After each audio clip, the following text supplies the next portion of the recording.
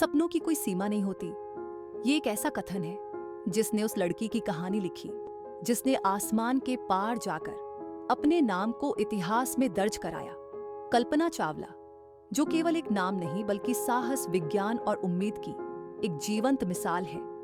उनका सफर करनाल की साधारण गलियों से लेकर अंतरिक्ष के अनजाने रहस्यों तक हर कदम पर चुनौतियों, संघर्षों और जीत से भरा था।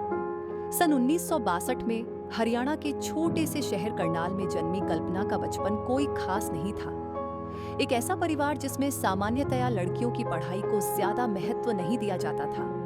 वहां कल्पना के माता-पिता ने अपनी बेटी के सपनों को उड़ान भरने की छूट दी। उनके पिता बनवारी लाल एक मामूली व्यापारी थे, जिन्होंने अपनी बेटी की जिज्ञासा और पढ़ाई को हमेशा बढ़ावा दिया। बचपन से ही कल्पना को आसमान और तारों की ओर आकर्षण था।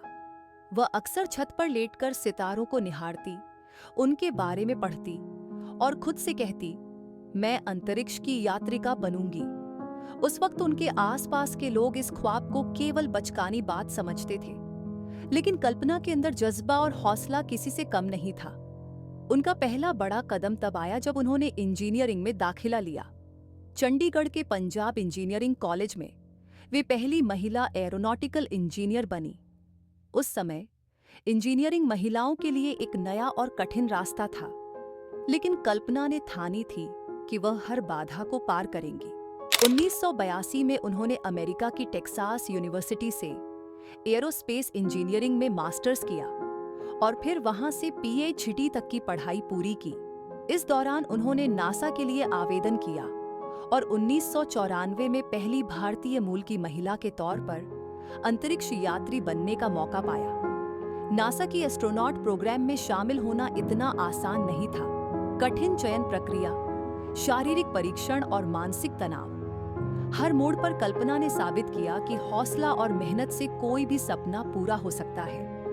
उनकी यात्रा का पहला अंतरिक्ष मिशन 1997 में STS-97 था, जिसमें उन्होंने 15 दिनों तक पृथ्वी की 255 परिक्रमा की।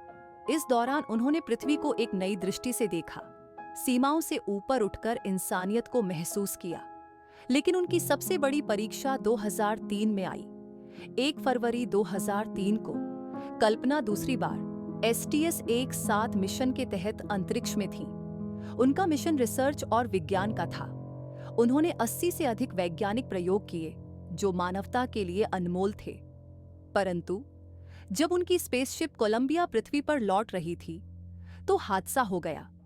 लॉन्च के समय स्पेसशिप के विंग को लगी चोट ने रीएंट्री के दौरान उसे नष्ट कर दिया। कल्पना समेत 7 क्रू मेंबर्स की मृत्यु हो गई। इस त्रासदी ने दुनिया को झकझोर दिया, लेकिन कल्पना की कहानी खत्म नहीं हुई। उन्होंने साबित कर दिया कि वह केवल एक अंतरिक्ष यात्री नहीं थी, बल्कि एक प्रेरणा स्रोत थी। आज भारत के हर कोने में उनके नाम पर स्कूल, संस्थान और अंतरिक्ष मिशन चलते हैं।